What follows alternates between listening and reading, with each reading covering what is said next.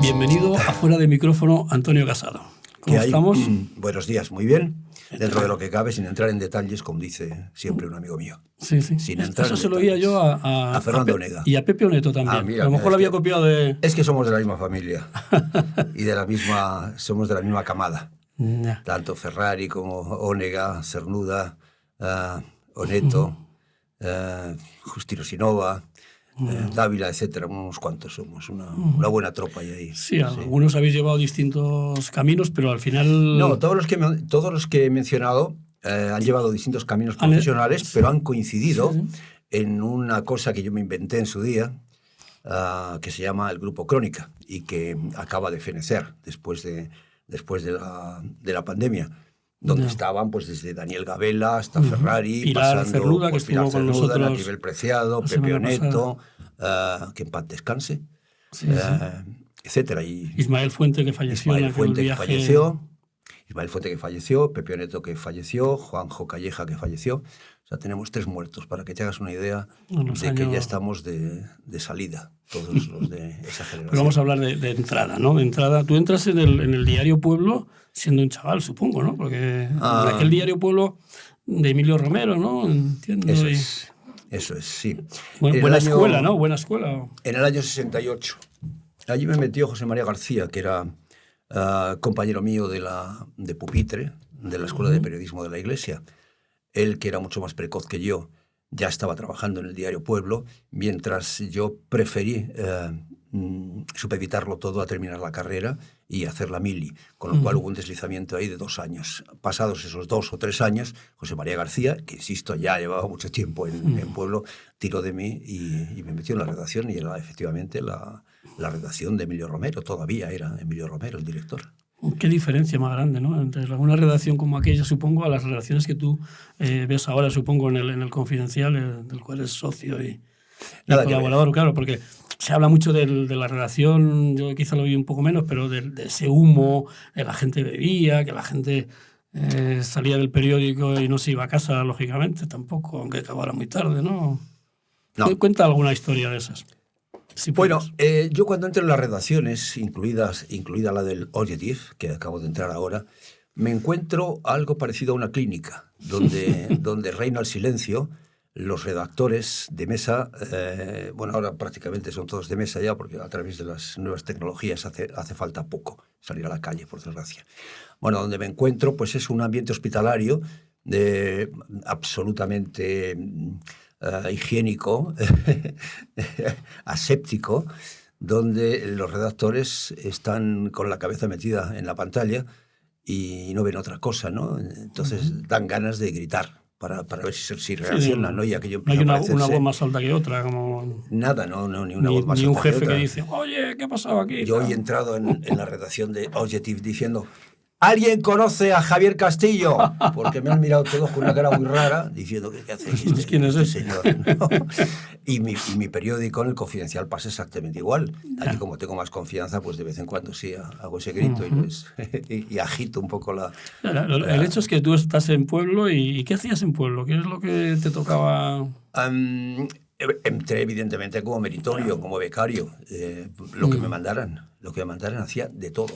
Tengo la impresión, ahora, balón pasado, me doy cuenta de que hacía reportajes o encargos, redactaba piezas que nadie quería. Es decir, que eran compromisos del periódico, compromisos del director a lo mejor, y iban desde un concierto de un músico que yo no conocía de nada, hasta la presentación de una actriz o el paso por España de algún conocido actor americano, pero que estaba en manos de la promo, que estaba en manos de la productora, y entonces necesitaban pues que saliera la primera página del periódico.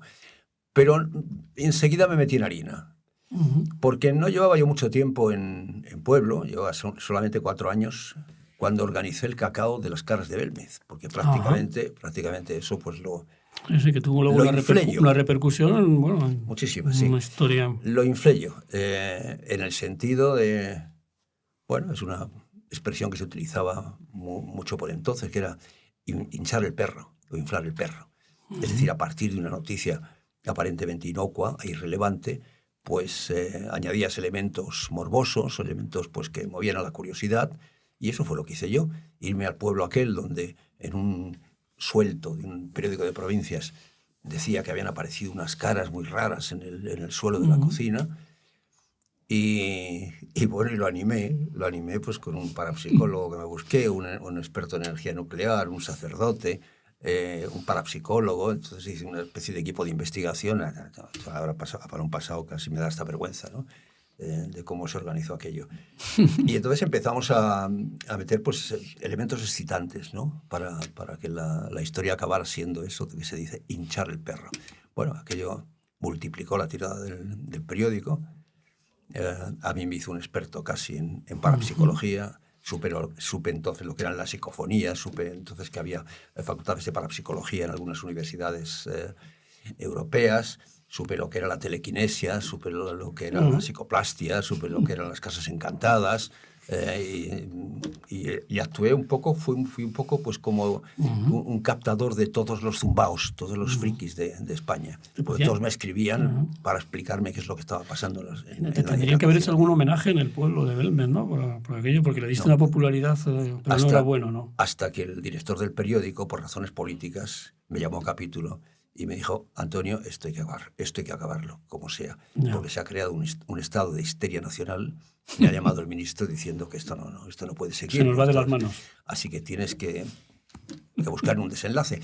Y la verdad es que yo el desenlace lo tenía ya previsto. Era una alternativa que tenía ahí para, si llegaba el caso, utilizarla, que era la explicación química del asunto, la explicación química de por qué aquellas caras aparecían en el suelo de la cocina bajera, aquella rural de Belmez de la Moraleda, provincia de Jaén, que no era más que el principio de las sales de plata, el principio del revelado de las fotografías. Es decir, tú pintabas con un líquido, que eran sales de plata, en el cemento, aquello se borraba como si hubieras pintado con agua, pero al entrar la luz ultravioleta por las mañanas,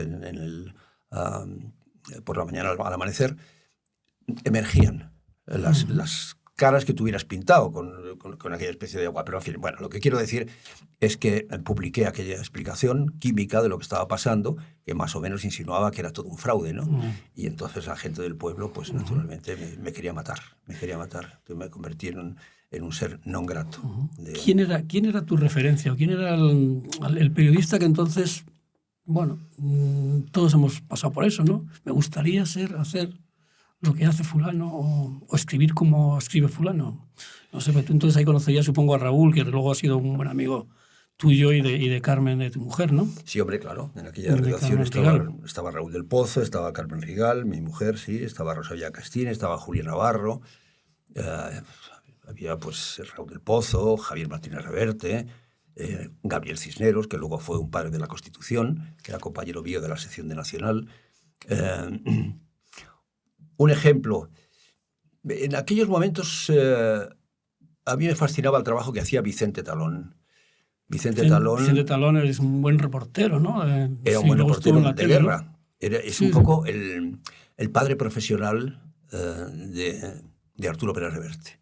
O sea, Arturo Pérez Reverte pues, se dio a las guerras desde el punto de vista informativo gracias a Vicente Talón, que era una especie de maestro y de jefe, ¿no? En aquel momento sí. Pero luego ya fui derivando y me fue interesando cada vez más la política, porque el país en aquellos momentos estaba embarcado en un desafío nacional, que era el de la recuperación de las libertades. Estamos hablando de los últimos años del franquismo. Y eso tiró de mí profesionalmente hasta el punto de que me convertí profesionalmente, me especialicé profesionalmente en la información política. Porque la generación tuya, o sea, los que estuvisteis en la transición, supongo que ahora os duele de alguna manera, ¿no? Que se haya pasado de ser aquello como un ejemplo, ¿no? De cómo se puede salir de una dictadura a una democracia sin que haya violencia y tal, que haya pasado a ser como el régimen que despreciado, sobre todo por las nuevas generaciones. No sé, ¿qué reflexión haces tú sobre...? Sí, absolutamente, eso es así. En aquel momento el estamento profesional, el periodismo, era un componente más de todos los que se habían unido para traer la democracia a España. Es decir, era un estamento, sí, una corporación, no sé cómo decirlo, un estamento profesional, sí, un comprometido. Digamos, sí, una... Comprometido. Comprometido con un objetivo de mayor cuantía, que es lo que no hay ahora. No. No lo sé si es inevitable o no, pero efectivamente aquel reto, aquel desafío, aquel objetivo nacional, aquel objetivo de Estado, digámoslo así, el Estado prácticamente se estaba renovando. Pero aquel reto nacional comprometía también al periodismo. Y en ese sentido no tiene nada que ver con lo que está ocurriendo ahora, donde digamos que conseguido ya aquel reto, que era el de la recuperación de las libertades, el de la reinserción internacional, el del asentamiento de las instituciones, el del saneamiento económico, el de la modernización. Todos esos retos se fueron consiguiendo en los años posteriores, con el felipismo, con el gobierno. Europa, lanzaba en Europa, claro. Todo eso forma parte de ese ramillete de retos de los que te he hablado, ¿no? Y conseguido todo eso, pues a partir de ahí como en el chiste, ¿no? Degenerando, hemos llegado a esto. A esto, que es la primacía de los intereses particulares sobre los generales, el olvido del bien común, la conquista del poder por el poder, la consideración del adversario como un enemigo. Es decir, aquí no se hacen prisioneros en lo que está ocurriendo en estos momentos entre el Partido Popular y el PSOE, que son los dos pilares de la centralidad, el derecho y el izquierdo. Deberían entenderse para los asuntos de Estado, por lo menos, ¿no? Por ejemplo, la amnistía, que es un asunto de Estado. No tiene sentido que se esté haciendo, te digo por volver a la actualidad, ¿no? Por entrar en la actualidad, que se esté haciendo unilateralmente solamente por una de los componentes, digamos, de lo que es la centralidad. PP y PSOE, pilar izquierdo, pilar derecho, eso es el sistema. Lo demás es muy fungible, todo se ha demostrado. Véase lo que está pasando ahora con Vox, que está saltando por los aires. Véase lo que pasó hace 5 minutos con Podemos, saltando por los aires. Véase lo que pasó antes con Ciudadanos, saltó por los aires. ¿No? UPyD, todos esos...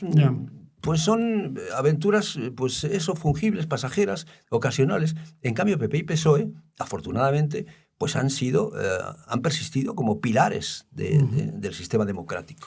Y sin embargo ahora pues están a matar, ¿no? Viven de espaldas. Esto no puede ser. Desde la experiencia de esa etapa, ¿no? De la transición, es verdad que los políticos de entonces dejaban su profesión, incluso bien remunerada, por hacer un servicio al país. Esa palabra de servicio al país parece como que se hubiera cambiado por mi propio servicio de mantenerme en el... y no sé si en esto estoy insinuando a quién me refiero, ¿no? No, a muchos. El propio presidente está refiriéndote a Pedro Sánchez, pero no es el único que se ha profesionalizado en esto de la política. Está bien que lo... Claro. Pedro Sánchez, por supuesto, es que todo lo que está ocurriendo ahora se puede reducir a la siguiente formulación. Vamos a ver. La gobernabilidad de España en manos de quienes quieren dejar de ser españoles. ¿Pero qué sentido tiene esto? La gobernabilidad del Estado en manos de los enemigos del Estado. ¿Qué sentido tiene esto? Pues tiene un sentido, pero es absolutamente despreciable. Es un sentido menor, es un sentido oportunista, es un sentido despreciable a mi juicio, porque responde a un interés particular. El poder de Sánchez, la supervivencia política de Sánchez. Nada más. No hay otra cosa. Los demás son inventos. Eso de decir, por ejemplo, que la amnistía se hace en función del interés general. ¿Pero cómo en función del interés general si media España o más de media España está en contra? Si la alternativa de poder con la que se debería pactar un asunto como este está en contra. Si la están inspirando la operación de la amnistía, quienes quieren reventar el Estado, ¿qué sentido tiene hablar de interés general? Cuando divides a la opinión pública, cuando pones en guardia a Europa porque te puedes estar pasando, ¿no? en la iniciativa, cuando te basas en un pedestal de poder que está absolutamente balcanizado, absolutamente cuarteado, empezando por el PSOE, donde hay el PSOE de Felipe, que es el histórico, y el PSOE de Sánchez, que no tiene nada que ver el uno con el otro. Si vas a Podemos, se están matando entre ellos. Podemos consumar, que forman parte de la misma ecuación, los principales socios de Sánchez o del PSOE, Sumar. ¿Qué está pasando en Sumar? Pues que hay una guerra civil también dentro entre Podemos y Yolanda. Y si vamos a los nacionalistas, que son los terceros, que es la tercera fractura, digamos, de esa ecuación de poder a la que me refería antes, pues véase lo que está pasando entre Bildu y PNV, entre Esquerra y Junts, la derecha y la izquierda y la derecha. Están a matar, están en guerra civil. Bueno, pues sobre todo eso se apoya el poder de Sánchez. ¿Qué puede salir mal? No, pero hay una cosa que llama la atención. Cuando se habla, por ejemplo, del tema del terrorismo, efectivamente hay un terrorismo, no es lo mismo un tiro en la nuca, supongo, que las... Pero cuando se establece eso del... hay un terrorismo bueno que respeta los derechos humanos, que llegó a decir un ministro. Estamos ya como utilizando también un lenguaje, ¿no?, que quizá la opinión pública, no sé si puede, cómo puede entender eso, ¿no? ¿O cómo se puede entender? Es un lenguaje forzado. ¿Ya? Es un lenguaje forzado por el apremio, por la necesidad. Establecer matices. Eso es. Por ejemplo, el hablar del terrorismo bueno, que es el que respeta los derechos humanos, el terrorismo malo, que no respeta eso, es un disparate. Pero en todo caso, estamos perdiendo la perspectiva del funcionamiento del Estado de Derecho. En todo caso, quien tiene que decir si un terrorismo es bueno o es malo, quien tiene que decir si esa figura responde, se ajusta a la legislación vigente, en este caso al Código Penal, son los jueces. Yeah. Es el juez. Claro, ahora es que estamos justamente en la pelea entre esos dos poderes, el Poder Ejecutivo y el Poder Judicial, donde se parte de la base de que el juez está haciendo política, los jueces están haciendo política para interferir en la política, para interferir en los planes de Sánchez. Eso es un disparate si nos creemos el Estado de Derecho. Porque además, yo no lo niego, no lo sé, yo no puedo hacer un proceso de intenciones a un juez. No puedo hacerlo. Ningún periodista debe hacer un proceso de intenciones a un juez, porque el juez está jurisdiccionalmente encargado por el Estado para definir cuándo es terrorismo bueno y cuándo es terrorismo malo. Bueno, no, qué disparate. ¿Cuándo es terrorismo y cuándo no es terrorismo? Eso lo tiene que decidir un juez. ¿Que es un juez que tiene intenciones políticas? Entonces está prevaricando. Pero eso se puede... Claro, eso es denunciable. En la Administración de Justicia hay un juego de recursos que te remiten siempre a un tribunal de mejor criterio. Utilícese ese mecanismo. Eso es el Estado de Derecho. No, pues está queriendo ventilar eso con acusaciones estúpidas contra el juez García Castellón, contra el juez Aguirre. O la fachosfera, porque aquí somos muy también de las frases. Sí, ha aparecido si hablamos de la fachosfera... La fachosfera es son ya mucha gente la que está dentro de la fachosfera, claro. Claro, todo el que no está de acuerdo con Pedro Sánchez. A ver, yo personalmente tengo mis ideas, evidentemente, y todo el mundo las conoce. Yo toda mi vida he estado... ¿Ha sido más de centroizquierda o socialdemócrata? A la historia del PSOE. Yo amo la historia del PSOE. Para mí la historia del PSOE y la historia de España, sobre todo pues desde lo que se estudia en la escuela como edad contemporánea, es decir, finales del siglo XIX, todo el siglo XX y lo que llevamos del XXI, para mí es la historia del PSOE.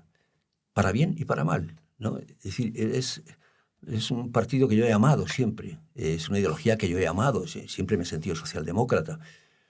Pero claro, hemos llegado a un momento en el que yo no me puedo reconocer en lo que está haciendo este señor. Pero claro, este es un proceso, yo no sé, no debería hablar de esto, ¿no? Porque son cuestiones personales, ¿no? Pero este es un proceso que han sufrido muchas personas, muchas figuras muy vinculadas al PSOE. Ya no hablo en el campo político, que también, ahí está Alfonso Guerra, está Felipe González. No, en el campo de la comunicación. Es decir, gente tan acreditada profesionalmente como Juan Luis Cebrián, como Antonio Caño, como Fernando Sabater, Félix de Azúa. como Azúa, como Cercas. Esa es gente que ha estado siempre muy vinculada al centro izquierda. Han sentido lo que es una visión socializadora de la función pública, ¿no? del interés general, de la sociedad, ¿no? Socialdemócratas, más a la izquierda, menos a la izquierda, pero en el campo ese de la Segunda Internacional, del socialismo, no de la tercera. No hablo de los comunistas, que algunos también proceden de ahí, pero bueno, quiero decirte que que el desencanto afecta a muchos comunicadores también, pues que personalmente pues fuimos vinculados, ¿no? al PSOE o votamos como votante. Yo es que no he sabido votar nunca jamás a ningún otro partido que no sea el PSOE. Volviendo un poco al tema de los medios de comunicación, ¿hasta qué punto esta polarización que hay en la política ha provocado también en los medios esa misma polarización de que o estás aquí o estás allí? En las tertulias se nota un mayor nivel, si quieres, ¿no? Sí, no es nuevo, ¿eh? Como más alineación hacia uno, hacia otro, ¿no? No es nuevo. Yo, como componente del grupo Crónica, del que te hablaba hace unos momentos, fui testigo de cómo esta dinámica de enfrentamiento entre periodistas se ha ido envenenando en los últimos años. Yo creo que el momento clave donde empieza ya a haber una guerra civil entre periodistas, por otras razones, ahora es por distintas, pero por entonces fue en lo que llamaba la aznarización de las empresas públicas. Es decir, lo que ocurrió en el año 97, Telefónica, en fin, todo aquel proceso de privatización. Aquello provocó una guerra civil entre periodistas. Porque unos, los que estaban más en la órbita de Telefónica. Estaba el grupo Prisa luego el grupo Prisa por otro lado. Y después, ya en el año 2003, la guerra de Irak. Esos dos asuntos ya, digamos que son premonitorios de esa división que ahora se está dando en la clase periodística. Ahora es por distintas razones. Ahora es simplemente los de la fachosfera o los de la sanchosfera. O estás en un lado o estás en el otro. Pero se está utilizando con tanta alegría, con tanta temeridad, el término fascista, el término facha, que al final, ¿quién es la fachosfera y quién son los fachas? Pues todos los que no estamos de acuerdo con Sánchez. Es que tienen el gatillo fácil en este mundo de lo que yo llamo el sanchismo oficial, es decir, los ganadores de la amnistía. ¿Cómo recuerdas tu etapa? Porque en esa etapa, que aunque queda lejos, pero yo sí la recuerdo, que tengo ya una edad, en Radio Nacional. O sea, porque tú fuiste una persona que tuviste un trabajo dentro de Radio Nacional. Yo recuerdo, no sé si es España a las 8. Sí, dirigí el Diario de la Tarde, España a las 8. Luego fuiste corresponsal diplomático. Y luego fui corresponsal diplomático. O sea, fui corresponsal diplomático a raíz de mi ruptura con mi jefe, que era Pepe Cabero, gran periodista. Pero tuve un roce con él por un comunicado. Yo era director de España a las 8. Y de una tertulia que fue una de las tertulias primeras que hubo. Fíjate, claro. En la que participaba. Estamos hablando de los años 80. Finales de los 80, sí, finales de los 80 ya. Felipe Mellizo, Pedro Altares, Ignacio María Sanui, que pues son palabras mayores. Está ya Sotillos también por allá, ¿no? Sotillos era mi jefe, era el director. Claro. Era el director. Y entonces yo era director de esa tertulia de España a las 8 y en un momento determinado llegó a la redacción, a la mesa, un teletipo diciendo que iba a haber, yo creo que anunciaba unas negociaciones, unas negociaciones de ETA con el gobierno. Pero estábamos bastante hartos por aquella época de los comunicados de ETA, que eran propaganda.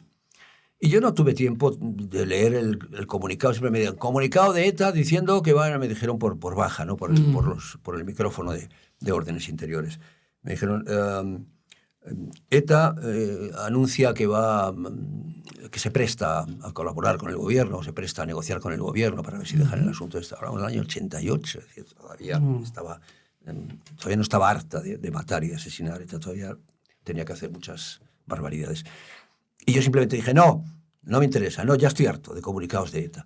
Y ya está, y seguí con lo mío. Entonces apareció, por baja también, Cabero, que era mi jefe, el jefe de informativos. Antonio, tienes que dar esto, que es muy importante y tal. Pero estoy harto ya, que no, déjame en paz. Te rebelaste Pepe, contra... Y Pepe, claro, Pepe vio que yo me negaba a dar ese comunicado, habló con el jefe, no sé si en este momento era Sotillos, no, habló con Pilar Miró, que era la directora general. Sí, en aquella época era Pilar. Pero primero estuvo el padre de la ministra de Economía, ¿no? Sí, Calviño, pero es el Y director general. luego le sustituyó Pilar. Sí, el año 81, los primeros años fue Calviño. Bueno, total, que habló con, no sé si con Calviño, perdón, con Sotillos o directamente con Pilar Miró, y me cesaron inmediatamente por insubordinación, porque me negué a dar esto. Pero bueno, como me llevaba bien con todos ellos, al final, bueno, esto te lo he contado, cómo acabé yo de corresponsal diplomático, ¿no? Y luego te vas a la revista Tiempo, quizá porque ya no estabas cómodo, o eso fue posterior, ¿no? Fuiste su director de la revista, ¿no? Sí, años también. Dejé de estar cuando cómodo. Los semanarios se leían bastante y tenían su público. No estaba nada cómodo en Radio Nacional ya. Después ya lo de corresponsal diplomático, ya estaba harto de viajar. Y entonces, claro, era muy amigo de Pepe Neto. Y me dice, oye, me han dicho que estás incómodo en Radio Nacional y tal. Y digo, pues sí, la verdad es que sí. Oye, pues vente a Tiempo. Y nada, me hizo una oferta. Mejoraba mucho profesionalmente, mejoraba mucho económicamente. Y me fui a Tiempo. Fui redactor jefe redactor jefe, sí. de Tiempo durante... ¿Quién era el director en aquella etapa? Pepe. Pepe, era Pepe el que sí. ya pensaba que Claro. sí, que Pepe era... Luego fue también director de general, no sé qué, de publicaciones. Sí, después ascendió a director general de publicaciones de Z. Y luego pusieron a Julián Lago en su lugar. Julián no llegó a ser director, no. Julián se fue y fundó... Creo que fue Ribasés. Nos vamos a... Pero en fin, eso sí, bueno, ya está, y me fui a Tiempo. Y después de Tiempo, pues Confidencial, que lo fundamos. Precisamente eso es otro tema que sí me gustaría que comentaras. Tú fuiste fundador y socio. Sí, claro, soy socio. Eres socio todavía sí, claro. y colaborador sigue siendo todavía. Y columnista, sí, Pero sí. fue el primer periódico, digamos así, de información general o económica, sobre todo. ¿Cómo lo que ha cambiado esto, ¿no? O sea, ¿aquello fue el germen de lo que luego vendría después? ¿O? Yo creo que por aquel entonces ya había empezado Federico, ya empezado Libertad Digital. Y luego había habido un intento fallido de José María García, o del hijo de José María García, en Deportes. No. Creo que era lo más que se despachaba en periodismo digital por aquel entonces. Pero nosotros, en Confidencial, pues efectivamente fuimos nativos, como se dice ahora. Es decir, ya desde el principio fuimos nativos. No era que un periódico de papel se convirtiera en digital. Bueno, fue una aventura muy bonita. Empezamos, claro, prácticamente éramos Jesús, Cacho y yo, nada más. De hecho, en las menciones que se hacían del periódico se decía el Confidencial de Cacho y Casado. El Confidencial de Cacho y Casado publica hoy que no sé qué tal. Y nada, tuvimos unos años inciertos, pero luego hubo una implicación de quien es ahora el presidente del Confidencial, de la empresa, de Titania, que es José Antonio Sánchez, ¿no? Totoyo, más conocido como Totoyo en los ambientes, viejo periodista antiguo periodista de Diario 16, y venía también de larga carrera. Y con la llegada de José Antonio Sánchez a la presidencia de Titania, que empezó a tener una visión empresarial de lo que estábamos haciendo, pues empezamos a mejorar.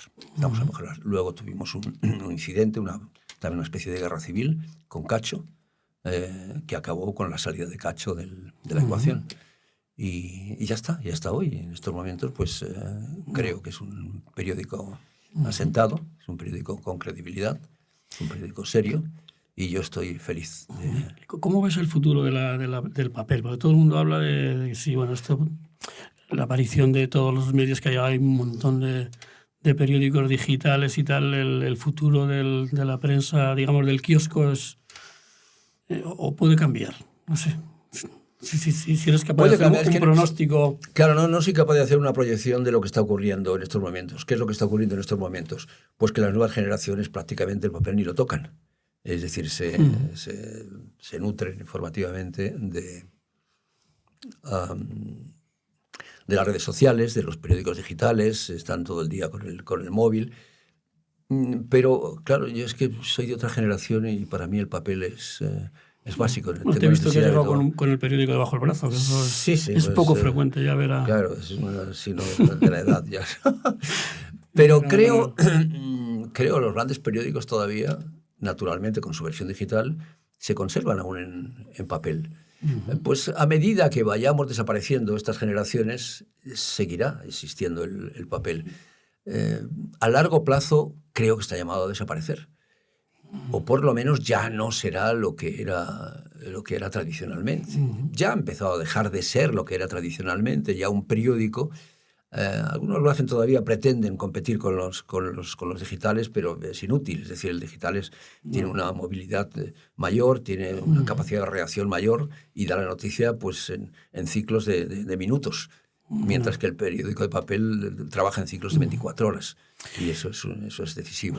Están los periódicos digitales y está, por otro lado, las redes sociales, ¿no? Que de alguna forma también están influyendo, y no sé si de manera positiva o negativa, en la concepción que tenemos de lo que es el periodismo de calidad, vamos. Porque en las redes sociales se publican los propios, yo qué sé, pues, políticos, periodistas. Todo el mundo lanza ahí sus mensajes, ¿no?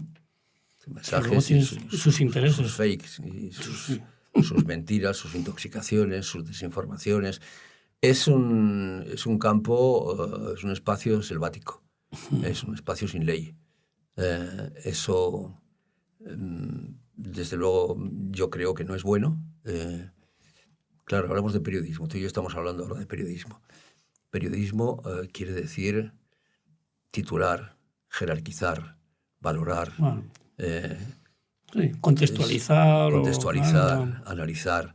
Entonces, las redes sociales son fogonazos ocasionales, son fogonazos rápidos, pero que pueden crear estados de opinión y pueden generar monstruos como el monstruo Trump, que a mi juicio es un monstruo desde ese punto de vista político y desde el punto de vista informativo, porque es un ser creado por las fakes, un ser creado por estados de opinión artificiales en las redes sociales.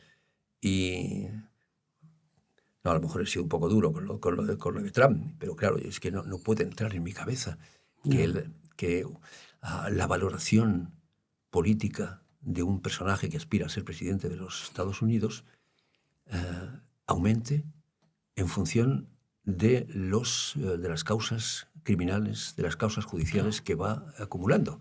Es que es así. Es decir, cada vez que pasa por... En lugar de penalizar ese tipo de cosas... ¿Te acuerdas de que en nuestros tiempos decíamos lo de la pena de telediario? Y de que a alguien le detenían por cualquier cosa. Y se podía acabar su carrera. Ya está. Y le están aplicando la pena de telediario a rato cuando lo detenían. Pena del telediario. Después a lo mejor resulta que es inocente, que no sé qué... No, en el caso de Trump es al revés. Es decir, cada vez que le aplican la pena del telediario y va a declarar ante un tribunal, sube su cotización. Y en las tertulias, bueno, tú te has movido en tertulias. Fíjate, estoy acordándome de cuando estabas en la tertulia de Luis Herrero. Creo que luego no tuviste algún problema con Federico y lo dejaste. Sí. ¿Qué tal? Ahora en Onda Cero, que es donde yo te escucho y tal, ¿cómo te encuentras? O sea, ahí, bueno... No sé si son las tertulias de lo que hablamos de antes son parecidas a estas. Quizá ya también... No, me han mejorado mucho. Han mejorado, ¿no? Bueno, yo estoy en una tertulia donde hay contertulios... Se han renovado, también hay gente nueva que también aporta, ¿no? Sí. Hay mucha juventud, hay mucha capacidad de análisis, hay mucho fondo de armario desde el punto de vista político y cultural y literario, e histórico. Es decir... tengo compañeros pues muy valiosos, entre los que tengo que esforzarme por estar a la altura, ¿no? Porque mi tiempo se va acabando por una razón de edad. Tengo unos referentes distintos y es un esfuerzo el que tengo que hacer, insisto, por discutir, por competir con ellos, digamos, en las tertulias. Más de uno, y Carlos Alsina, parece que es un comunicador de referencia, creo que es el mejor entrevistador que hay en estos momentos, el mejor entrevistador y el mejor comunicador, o de los mejores, digamos. Es muy distinto. Tú también trabajaste con Herrera, son distintos, ¿no? Nada que ver. Nada que ver. Con Luis Herrero, dices, ¿no? No, estoy hablando de Carlos Herrera. Carlos Herrera sí. Estuvo también en Onda Cero, como sabe, y luego le sustituyó. También es muy distinto, pero... hombre, Carlos Herrera pues tiene una visión,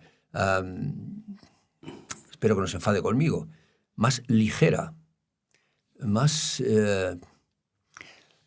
ni más ni menos lúcida. Estaba a punto de decir más folclórica, hombre, no. Pero siempre encontraba la parte lúdica de todo, la parte lúdica de los asuntos, mientras que Alsina es muy riguroso. Es más información y... Se lo sabe todo. Todo. Pone a los entrevistados contra la pared porque sabe más que ellos. En cambio, Carlos Herrera pues era y es, ¿no? Pero es una manera de presentar también, de ejercer también la comunicación. Es más cercano, más afectivo, se mueve más por emociones. No, son distintos, son diferentes. Oye, para ir ya un poco ya terminando, el compartir tu vida también con otra periodista, eso debe ser difícil desconectar, ¿no? Un poco, ¿no? Porque llegas a casa al final, ¿es más de lo mismo o no? ¿O tenéis...? No, porque con la mayor, eran mundos muy diferentes. Sí. Sobre todo... Carmen no hacía información política. No. Lo cual no quiere decir que a lo mejor hiciera una entrevista a un político, ¿no? Yeah. Pero Carmen, que estaría más en la onda de Carlos Herrera que en la de Alsina, pues podía hacer entrevistas muy divertidas a políticos y buscarle el ángulo más insólito a un político, como la parte humana, la parte pues más... menos rigurosa, menos sometida, digamos, a los protocolos del funcionamiento de la política.